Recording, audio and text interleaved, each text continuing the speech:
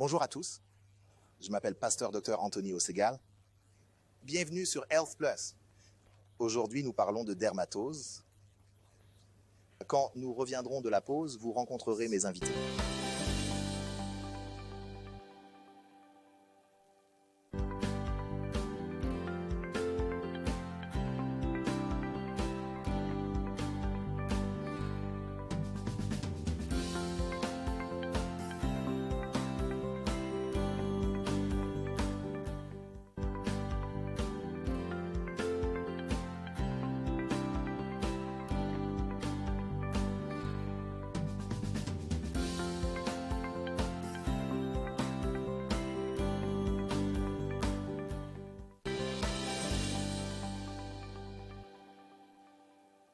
Bon retour parmi nous. Avec moi sur le plateau aujourd'hui, j'ai encore une fois le docteur Temu Arigbodi. Merci, monsieur. Et le docteur Ede Edo Osaigi. Merci, pasteur, monsieur. De rien. Alors, la dermatose, c'est un défi très, très, très courant pour tellement de gens. Ce sont essentiellement des maladies de la peau.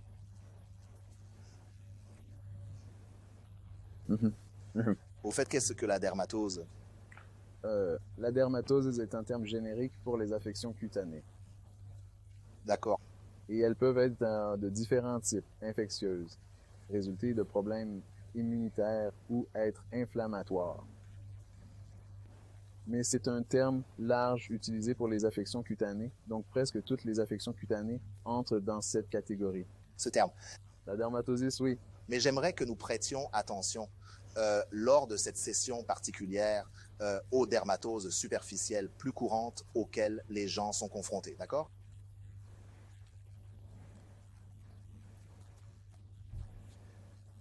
Alors, lesquelles sont les plus courantes?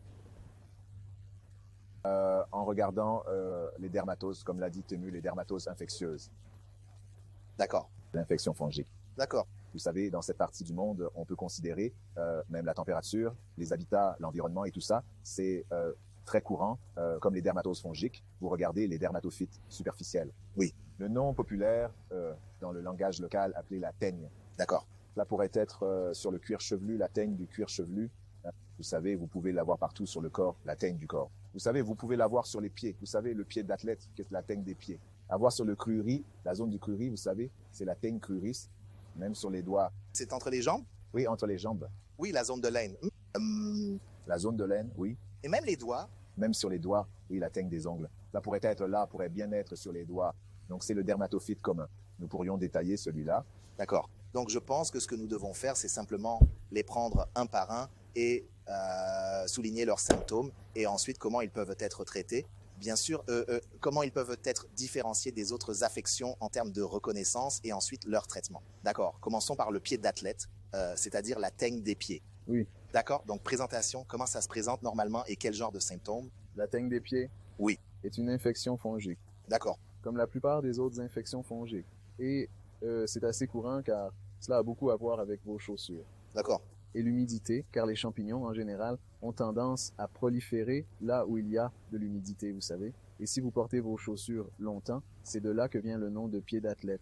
D'accord. Les athlètes se mettent leurs baskets, ils les portent longtemps. Et tout ça? On transpire là. Oui, on transpire là. L'humidité persiste. C'est un très bon... cela offre un bon terrain pour que ces organismes se développent. Et prospèrent. Oui, des habitats pour prospérer. Oui, donc c'est pour le pied d'athlète. Donc le facteur de risque est, vous savez, lorsque vous portez votre chaussure longtemps, nous vous conseillons d'aérer votre jambe aussi souvent que possible, même si vous devez porter votre chaussure longtemps. Veillez à ce que vos chaussettes soient toujours propres, ainsi que le reste. Alors ne continuez pas à utiliser les mêmes chaussettes. Oui. Et réutiliser les mêmes chaussettes sans. Oui, la même chose encore et encore. Et encore, en parlant des caractéristiques courantes avec la plupart des infections fongiques, il pourrait y avoir des fissures sur les pieds, crevasses sur les pieds. Si vous regardez entre les orteils, vous pouvez voir des dépôts blanchâtres. Et puis, ces crevasses sur les pieds peuvent s'infecter. Habituellement, les infections fongiques, ce genre d'infections fongiques, ne sont pas douloureuses. Vous savez, c'est typique de toutes, que ce soit aux pieds, à l'aine, sur la tête ou sur le corps. Elles ne sont pas douloureuses. Mais lorsqu'elles deviennent douloureuses, cela signifie qu'elles ont été infectées secondairement. Bactéries. C'est à ce moment-là que vous commencez à avoir des douleurs. D'accord. Oui, donc les crevasses, les dépôts entre les orteils. Oui, Ce sont quelques-unes des caractéristiques courantes que vous avez. Et aussi, nous nous souvenons que lors d'une infection bactérienne secondaire, cela peut provoquer des démangeaisons. Oui, vous voyez, il y a de l'agitation, il y a une odeur, une sorte d'odeur fétide typique qui pourrait émaner du pied. Ensuite, cela pourrait être ulcéré. Vous savez, cela pourrait être si mauvais, vous savez, à cause de la maladie squameuse et blanchâtre, tout comme le docteur, comme l'a dit Temu, cela peut arriver. Avec les crevasses. D'accord. Comme de la peau qui pèle. Pourrait également avoir des écoulements, vous savez, de cela, du pied ulcéré. Wow. D'accord. Donc, ce sont les caractéristiques que vous trouverez probablement avec le tinea-pédis, le pied d'athlète.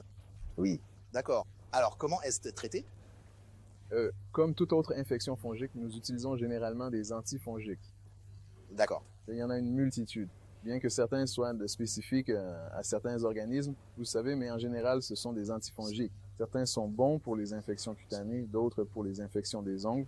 Donc, c'est bien de les choisir en ayant cette connaissance à l'esprit. En général, les antifongiques. Puis comme nous l'avons dit, l'humidité. Donc, contrôler l'humidité.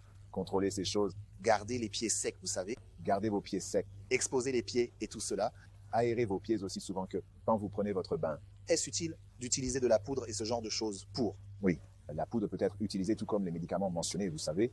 Certains médicaments peuvent être topiques et d'autres peuvent être des médicaments oraux. Et ils ont montré certains, comme première ligne, principalement pour le pied d'athlète, vous pourriez utiliser l'éterbinafine. Vous savez, cela pourrait se présenter sous différentes formulations, le Lamisil. D'accord. Ça peut simplement être appliqué dessus, sous forme de poudre. Vous savez, entre les orteils et tout ça. Cela pourrait être sous forme de crème topique que vous appliquez. Gardez-le ouvert, aéré et tout ça. Il a été montré que des médicaments oraux comme les trichonazales pourraient également être utilisés. Cela dépend. Cela dépend juste du champignon. Cela dépend de la gravité. Et cela dépend aussi de l'emplacement. Comme celui sur la tête, vous ne voulez pas appliquer cela si vous n'avez pas donné. Vous, vos enfants l'appellent la teigne sur la tête. Vous devez gratter la zone où vous avez la forme d'anneau cyclique, vous savez, la présentation. Vous savez, cela pourrait démanger. Puis en même temps, vous allez avoir les cloques, vous savez, la zone bouclée libre et c'est rond. Cette teigne du cuir chevelu. Vous pourriez gratter cette zone, appliquer l'agent topique pour qu'il puisse pénétrer, vous savez, avoir une bonne pénétration sur le cuir chevelu. Mais est-ce que cela s'applique au pied d'athlète? Parce que nous allons obtenir le. On abordera la teigne du cuir chevelu et ses traitements. D'accord. Donc, en gros, pour la teigne du cuir chevelu, vous voulez vous assurer que l'humidité est maintenue dans la zone. Gardez la zone sèche. Gardez aussi sec que possible. Et ensuite, vous avez parlé de médicaments médicaux topiques. Traitement. Et parfois aussi. Même les sèche-mains pourraient être utilisés. Sèche-mains. Vous savez, vos chaussettes, vos chaussures, séchez-les à l'extérieur, vous savez. Utilisez un antiseptique pour laver, puis garder au sec. D'accord. Avant de les réutiliser. Ensuite, vous abordez la question des antifongiques. Nous voulons mentionner, vous savez, quelques-uns d'entre eux, la terbinafine, la trichonaise, le kétoconazole, cela dépend de leur formulation. Même les médicaments oraux pourraient être utilisés. Et dans un laps de temps de 2 à 4 semaines selon le cas. C'est la durée du traitement. Oui. Cela pourrait être utilisé en parallèle avec l'antifongique topique que vous appliquez. D'accord. Et vous savez, sur les pieds, parce que le topique, vous l'utilisez sur une période plus longue, environ 4 à 6 semaines. Mais le médicament oral sur une période plus courte, car ces médicaments antifongiques peuvent être pathogènes. Vous ne voulez pas les donner pour une plus longue. Comme les médicaments oraux. Durée plus courte. Les médicaments oraux, oui. Juste 2 à environ 4 semaines selon le cas, en dose contrôlée. D'accord. Selon le cas. En général, pour les infections fongiques, vous traitez pendant longtemps. Oui. C'est une règle générale. Vous savez, beaucoup de gens, la raison pour laquelle je dis cela, c'est que j'ai regardé beaucoup de crèmes antifongiques et elles disent utiliser pendant 2 semaines. Vous ne traitez aucune infection fongique pendant 2 semaines. Vous savez, les infections cutanées, vous traitez pendant 2 à 3 mois. Les infections des ongles, la même chose et même plus. Vous pourriez aller plus longtemps. Donc, parce que ces champignons, une fois que vous commencez à traiter, ils disparaissent. Et puis quand vous arrêtez, ils réapparaissent. Et c'est pourquoi vous voyez beaucoup de ces enfants avec la teigne du cuir chevelu, avec l'infection sur la tête. La teigne, ils continuent de l'avoir. Ils se demandent, cette chose ne part pas, elle ne part pas. Je sais que cela a beaucoup à voir avec leur immunité cependant. Mais un autre facteur est la manière dont cela a été traité. D'accord. Ça n'a pas été traité pendant suffisamment de temps. D'accord. C'est pourquoi ça continue de résister. Pour l'éradiquer réellement. Oui, pour l'éradiquer réellement. D'accord. Donc si. Alors quel est vraiment le pronostic? Le pronostic est bon. Le pronostic est bon. Une fois que vous traitez correctement, vous prenez les précautions nécessaires. Pour le pied d'athlète maintenant? Oui, vous êtes rentré sain et sauf. Donc c'est essentiellement ça. Et donc maintenez ce mode de vie ajusté sans avoir les pieds humides des chaussettes qui ne sont pas lavées, nettoyer correctement et aérer les chaussures non aérées et tout cela. Et les pronostics pourraient être mauvais pour les conditions comorbides. J'ai vu un cas à la clinique, un pied d'athlète, vous savez, et ils ne sont pas diabétiques. D'accord. Il a alors bénéficié d'un bon soutien. Bien sûr. Oui. Naturellement, avec le diabète sucré, tout est altéré. Vous devez gérer les autres facteurs environnants. Oui. Donc généralement, la personne doit être vue comme plus qu'un pied. Plus qu'un pied. C'est un individu. L'être tout entier. La personne entière, l'être tout entier, Il faut le gérer. doit être examiné et géré correctement. Ouais. D'accord. C'est un besoin. Suppression minérale. D'accord. C'est vraiment merveilleux. D'accord. Donc essentiellement, c'est tout pour le pied d'athlète. D'accord. Donc nous allons examiner un autre type de dermatose lorsque nous reviendrons après cette pause. Ne changez pas de chaîne.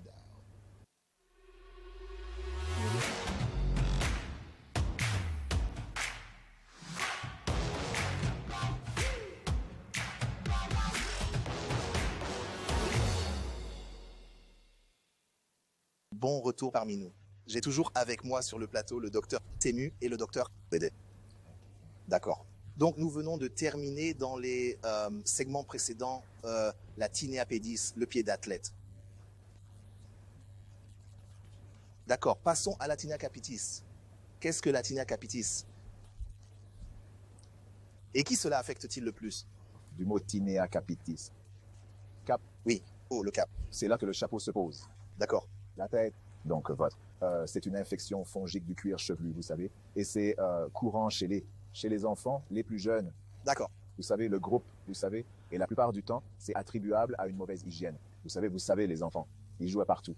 Le bruit, la poussière et tout ça. Et avec un bon bain, vous savez, ils ne vont pas attraper ça. Ils ne veulent pas garder le cuir chevelu très sec. Leur cuir chevelu pourrait être humide. Mhm. Juste quand ils sortent de la douche avec les cheveux, avec du savon et tout ça, c'est le terrain propice pour que les champignons prospèrent. Et en un clin d'œil, vous le voyez attaquer les cheveux depuis le. Du fut à la racine des cheveux. Les follicules, vous savez, ont tendance à être affectés et les cheveux commencent à tomber, puis vous avez une présentation concentrique distincte, vous savez. Plus tard, ça commence à démanger. Mhm. Et ça pourrait s'ulcérer. Vous avez des accumulations là, des présentations comme écailleuses, ou ça pourrait être blanchâtre. Ensuite, vous voyez la boucle, la typique présentation et tout ça. Donc oui, c'est vraiment avec les enfants, oui. Je pense qu'une bonne chose à propos de ça est, parce que pour nous médecins, nous aimons toujours aimer. Vous savez, il y a certaines conditions. Peut-être sur le cuir chevelu parce que le cuir chevelu a des cheveux, vous savez, cela pourrait causer ce que nous appelons l'alopécie cicatricielle. D'accord. Ou perte de cheveux cicatriciels. Oui. Vous savez, comme nous parlons du follicule pileux, dans la tinea capitis, très bien, la plupart du temps, les cheveux ne sont pas perdus car le follicule n'est pas affecté. Il y a certaines conditions où le follicule pileux est détruit. Le follicule pileux est comme là, d'où poussent des cheveux. Poussant de... Une fois qu'il est détruit, il n'y a pas de cheveux. Mais si vous regardez la lésion dans la tinea, dans cette condition, vous remarquerez que les follicules pileux sont intacts. Les cheveux peuvent être perdus temporairement, mais avec le temps, ils ont tendance à repousser. Oui. C'est pourquoi vous voyez ces enfants. À l'âge adulte, tous leurs cheveux sont encore intacts, vous savez. Je pense que c'est un point important à noter. Oui, c'est vraiment très, très intéressant, en effet. Et Dieu merci, leurs cheveux ne se sont pas perdus à cet âge précoce. D'accord, d'accord. Donc essentiellement, quels sont les symptômes que, vous savez, vous pourriez rencontrer, vous pourriez trouver avec la tinea capitis? Les symptômes, comme il l'a mentionné, il y a une éruption cutanée sur la tête. Mm-hmm. Il y a une éruption cutanée sur la tête. Il a ça. Et c'est appelé teigne parce que ça ressemble à un anneau. Il y a un. Autour de cela, vous remarquerez que ça. C'est surélevé, ce n'est pas plat, et ça semble comme s'il y avait quelque chose à l'intérieur. Et ensuite, au centre, ça semble plat. Oui. Donc c'est assez distinct comparé à d'autres affections cutanées. Il n'y a pas d'autres conditions de peau qui se présentent comme ça, vous savez. C'est pourquoi il l'appelle la teigne. C'est comme un anneau. Oui. Il y a un verre aux marges. Oui. Et puis l'intérieur est clair. Donc, et ensuite, pas vraiment de démangeaison. D'accord. C'est juste défigurant. Ça pourrait être pustuleux. Parfois, vous allez voir comme du pus comme un. Quand ça s'infecte. Surélevé, infecté, vous savez, autour avant la boucle, vous savez, la zone. D'accord, donc pas vraiment de démangeaison? Oui, pas de démangeaison, sauf si vous êtes infecté secondairement. Infecté, d'accord. Par une infection bactérienne. C'est possible. Oui, essentiellement, ce sont les symptômes. Et la douleur? Pas vraiment de douleur, sauf si ça s'infecte aussi. D'accord, alors comment est-ce traité? Antifongiques. Les mêmes antifongiques, mais vous disiez quelque chose plutôt. Oui, à propos du besoin de gratter. Oui, le choix de l'antifongique avant de l'appliquer, vous savez, à cause de les cheveux cassés, vous savez, autour de cette zone. Mhm. Il est conseillé pour une bonne pénétration, vous pourriez gratter là où, exactement où c'est autour de la zone pour que vous puissiez avoir une bonne pénétration de l'agent antifongique topique qui sera appliqué. Qui sera appliqué. Et il y avait aussi un traitement oral. Raser les cheveux de l'enfant D'accord. est conseillé. Nous rasons les cheveux. Nous devons le raser tout autour de cette zone. Parce que si vous le faites, cela encouragera l'humidité et ça ne guérira pas. Vous savez, gardons ce cuir chevelu sec avant l'application. Oui, de l'agent antifongique. D'accord. Généralement, l'application topique est habituellement 2 fois par jour. Habituellement 2 fois par jour. Matin, soir, Dans la plupart des cas, c'est 2 fois par jour. la plupart du temps. Matin et soir. Et même des produits contenant du soufre, des onguents. Oui, vous savez, cela aideront. D'accord, pour le cuir chevelu, Et parce que cela peut vraiment être très préoccupant pour les mères, vous savez, de voir l'enfant avec toutes ces choses autour de la tête. Vous savez, cela peut être très inesthétique et tout ça. Donc, cela aidera vraiment, vous savez, à gérer cela. Et bien sûr, ils peuvent voir le dermatologue ou ils peuvent se rendre chez le médecin de famille généraliste. médecin généraliste, oui. Oui, Nouveau venu en ville.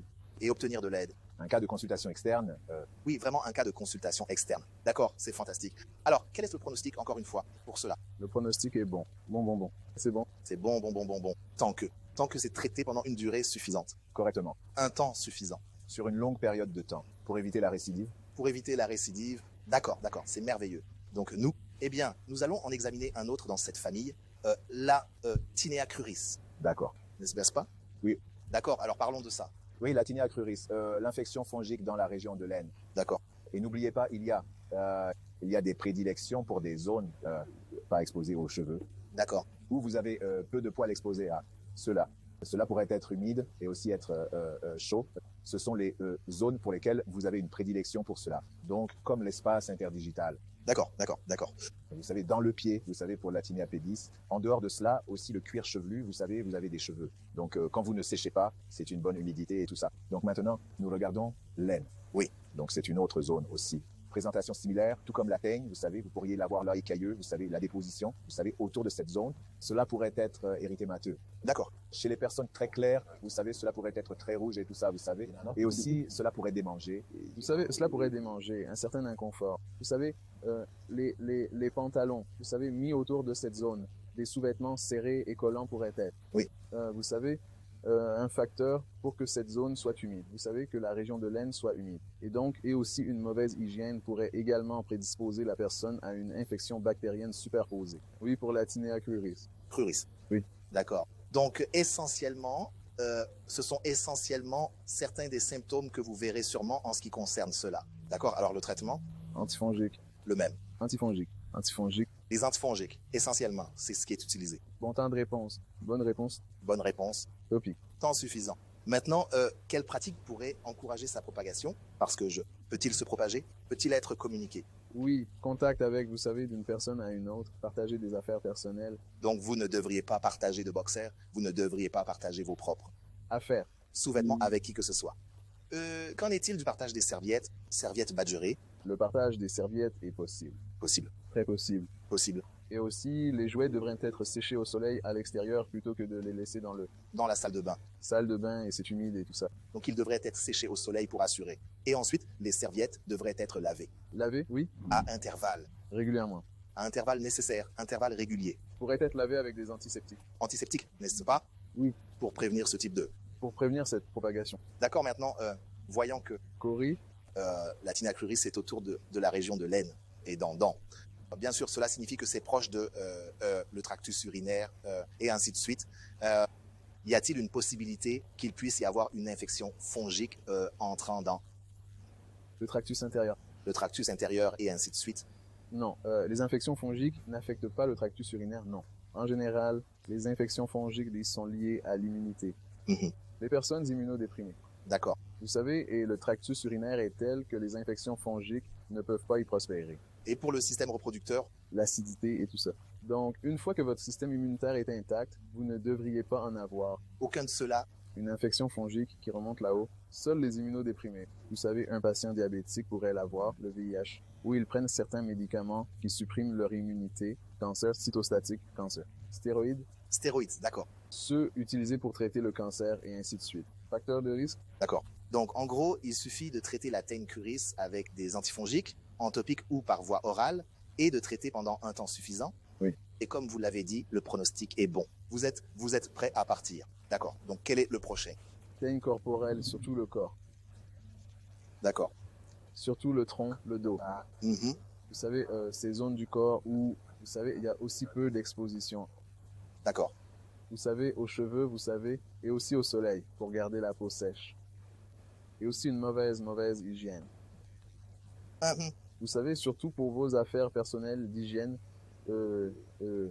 D'accord. vos jouets et tout ça. Donc, ça pourrait être. Donc, en gros, c'est ça. Donc, les symptômes restent les mêmes que comme ce que nous avons décrit avec toutes les autres substances, puisqu'elles sont dans la même famille. Famille, oui. D'accord. Il y a un point à noter. Il y a un point à noter. Si vous voyez quelqu'un qui a de nombreux sites de cette infection fongique, cela tend à indiquer une immunité affaiblie. D'accord. Habituellement, chez les personnes immunocompétentes dont le système immunitaire fonctionne normalement, on observe généralement juste un seul site. Vous pouvez voir un seul site. Mais lorsque vous commencez à voir plusieurs sites, alors vous devez. Comme il l'a mentionné, le diabète est une cause d'immunosuppression. Cela peut être le premier indicateur. Oui, d'accord. Au diabète. Cela peut être le premier indicateur d'une condition immunosuppressive. D'accord. Donc je pense que nous devons garder cela à l'esprit, en particulier la teigne corporelle. D'accord. Parce que chez les personnes atteintes de vitiligo, c'est l'un des critères mineurs que nous utilisions autrefois pour les identifier. D'accord.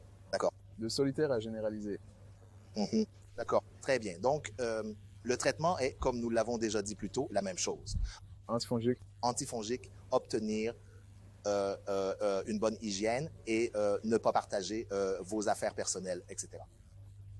Certains antibiotiques pour l'imposition antibactérienne peuvent être utilisés en même temps que l'antifongique. Donc, nous avons des présentations de certaines crèmes topiques antifongiques qui sont à la fois anti-inflammatoires, antibactériennes et... Antiprurigineux. Oui, Prendre également soin de cela. et antifongiques en même temps. D'accord. Passons rapidement au le dernier, n'est-ce pas? C'est teigne. Onguine. Oui. Onguine pour les doigts. Pour les doigts, oui. Onguine. Oui, donc. Donc la teigne onguie est une infection de l'ongle. Uh-huh. L'ongle. Pour regarder l'ongle, il peut se présenter de différentes manières. L'ongle pourrait sembler noir. L'ongle pourrait devenir cassant et commencer à se casser, même si il y a d'autres organismes dont nous devons le distinguer. Mais en général, l'ongle commence à noircir, vous savez, et vous remarquez peut-être, cela peut commencer par un ongle, se propager à l'autre, et tout ça. Pas seulement les ongles des doigts, les ongles des pieds sont aussi concernés, vous savez. Et donc, avec le temps, cela aura tendance à progresser. Vous pouvez réellement commencer à perdre l'ongle. En fait, commencer à perdre l'ongle et... Depuis le lit de l'ongle, complètement.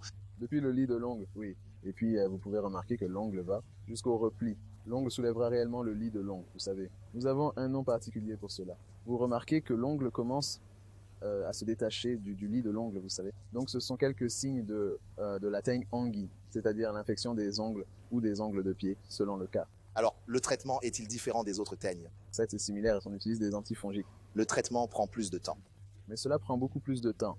Beaucoup plus long. Afin d'obtenir le résultat attendu. Un temps beaucoup plus long pour traiter. Le traitement et l'élimination du champignon. Et dans de nombreux cas, vous préférerez aller systémique plutôt que topique. Topique, oui. Parce que vous pouvez imaginer que lorsque tous les ongles sont touchés, il est difficile d'assurer une bonne observance et une efficacité réelle. La personne fait elle-même le traitement. Le médecin n'applique pas aux ongles. Donc souvent, nous devons recourir à des traitements systémiques. D'accord. Et pour faire face au... couplé avec l'antifongique, avec le traitement topique, oui, tend à donner de meilleurs résultats. Oh, c'est vraiment intéressant, en effet. Très bien. Donc, juste une question rapide. Parfois, vous avez des gens qui disent que lorsqu'ils ont l'infection fongique des ongles, on leur conseille de mettre leurs mains dans du kérosène, de l'essence, de l'eau acide, de l'eau d'acide de batterie, toutes sortes de choses juste pour s'en occuper. Alors, qu'en dites-vous? Dites-moi quelque chose. Non, nous ne conseillerons pas cela du tout. Nous ne conseillerons pas cela du tout. Cela n'aide en rien. Cela n'a aucun bénéfice scientifique prouvé. Ou ils le mettront dans le réservoir de ciment. Vraiment des... Non. Eh bien, s'il y a. Parce que certaines personnes disent que cela... Infection bactérienne secondaire, cela aidera. D'accord. Mais il vaut mieux prendre des antibiotiques. Top. Appliquez-le à cet endroit ou par voie orale. Pour ça, pour l'infection bactérienne, Oui. Plutôt que de faire cela, si vous traitez une infection fongique des ongles, vous devez simplement vous en occuper en utilisant traitez-la de façon rigoureuse. pas de kérosène, ce n'est pas de l'essence, Non. pas d'eau acide, Nous avons des médicaments antifongiques. pas d'acide de batterie. Cela n'a rien. Non, nous devons intervenir à ce moment-là.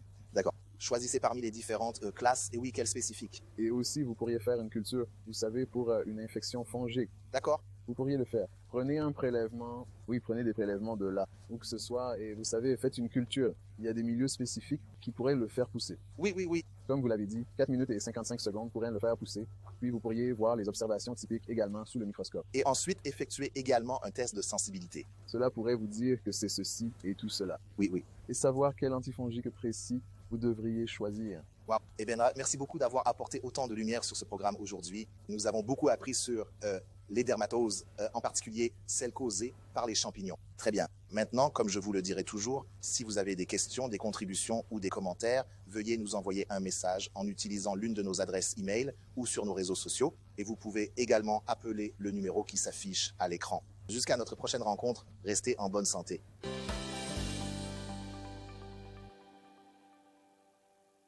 Louez le Seigneur, louez le Seigneur. Encore une fois, c'est un grand plaisir d'être avec vous.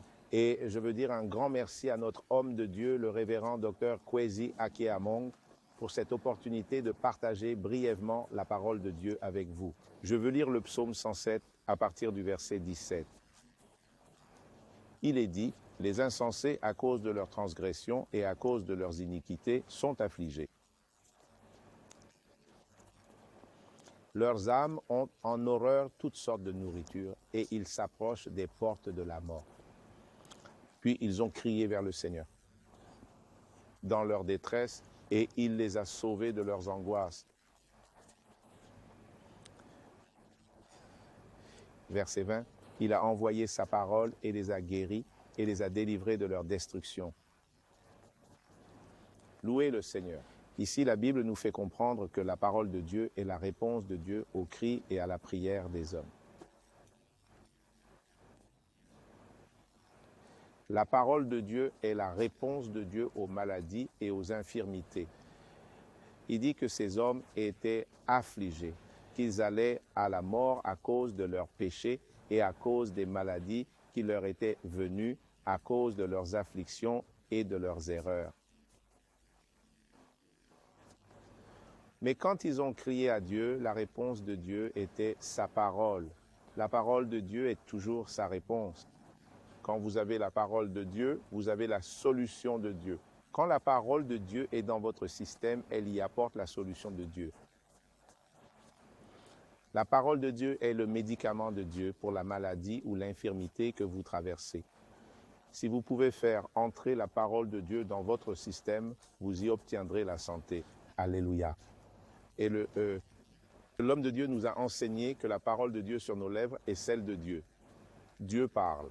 Donc je veux que nous prenions la parole de Dieu dans des confessions aujourd'hui. Je veux que nous fassions ces confessions et que nous les disions de tout notre cœur, que nous les disions avec assurance et que nous affirmions la parole de Dieu et que nous la rendions une partie de votre système. Dites avec moi, la santé divine est à l'œuvre en moi. La maladie n'a aucun pouvoir sur moi et je refuse de permettre toute anomalie dans aucun de mes organes. La vie. Et la nature de Dieu est en moi et elle me rend invincible et surhumain.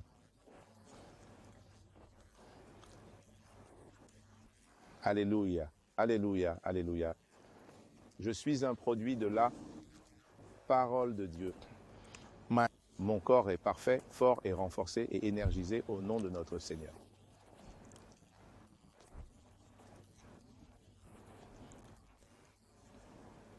Jésus-Christ. Louez le Seigneur. Alléluia, alléluia, alléluia. Que Dieu vous bénisse. Gardez cette parole de Dieu sur vos lèvres. Continuez à déclarer votre santé et vous marcherez dans une santé parfaite. Que Dieu vous bénisse.